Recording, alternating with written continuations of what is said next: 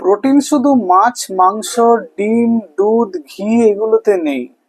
Protein অনেক খাবারে আছে। সুতরাং যারা মাছ, মাংস, ডিম খেতে পছন্দ করেন না, তারা অন্যান্য সোর্স থেকে প্রোটিন নেওয়ার চেষ্টা করুন। প্লান্ট সোর্স থেকে প্রোটিন আছে, যেমন আমরা বিনস আর লেগিউমস বলি, মানে বিভিন্ন প্রকারের ডাল। সেটা মসুর ডাল হতে পারে, মুগ ডাল হতে পারে, ছোলার ডাল হতে পারে, মটরের ডাল হতে পারে। এই ডালগুলোতে প্রচুর পরিমাণে প্রোটিন আছে। সয়াবিনে প্রচুর পরিমাণে প্রোটিন আছে।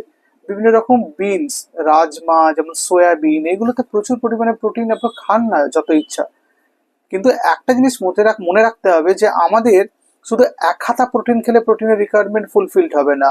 একজনের বডিতে সারাদিনে, তার যদি সুস্থ সবল বডি হয়, মানে দেহ হয়, তার 0.8 গ্রাম পার ডে প্রোটিন লাগবে। এবং আপনি 100 গ্রাম ডাল খেলে মানে 100 গ্রামই প্রোটিন চলে গেল না, ডালের মধ্যে প্রোটিন ছাড়া অন্যান্য অনেক জিনিসই